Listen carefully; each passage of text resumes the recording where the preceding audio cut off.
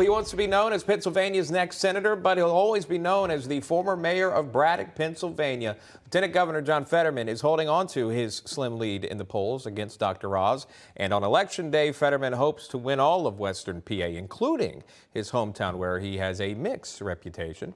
National correspondent Logan Ratick live on the ground in Braddock, Pennsylvania, with what Fetterman's neighbors think of his campaign this hour. Good morning. Sean, good morning. And John Fetterman spent 13 years as mayor of this struggling steel town, Braddock, Pennsylvania. It has a population of less than 2,000 people. But when you talk to people around Braddock, John Fetterman is synonymous with this town for both the good and the bad. And as we found out, there are mixed opinions of Fetterman here in Braddock. He was able to form Braddock Redux, a nonprofit.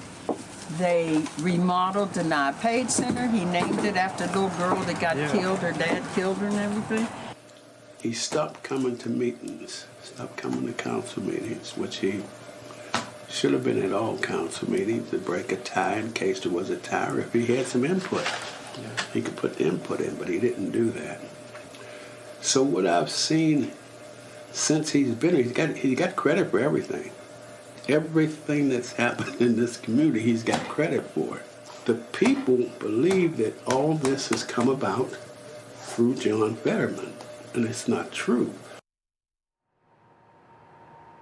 And while almost all of the Senate signs you see here around Braddock say John Fetterman on them, as you heard, there are certainly mixed reviews for Fetterman in the town where he was mayor for 13 years. Now, Braddock is a former buzzing steel town that has really declined over the last century or so, actually. 11 miles east of Pittsburgh, it peaked with a population of 20,000 in the 1920s, and now there are abandoned lots, churches, and right behind me, there's even an abandoned old junior high school building. Now, Sharday Jones, who was the mayor here in Braddock, appointed after John Fetterman became lieutenant governor back in 2019, she told the local NPR affiliate, quote, "Someone said he rescued the community, and I was like, rescued. People still need jobs." Now, today, 70% of the 1,800 Braddock residents are black, and the median household income is about $22,000 a year. And while Braddock is no longer known as the murder capital of Allegheny County, it is still certainly a economically depressed area. We've driven throughout town,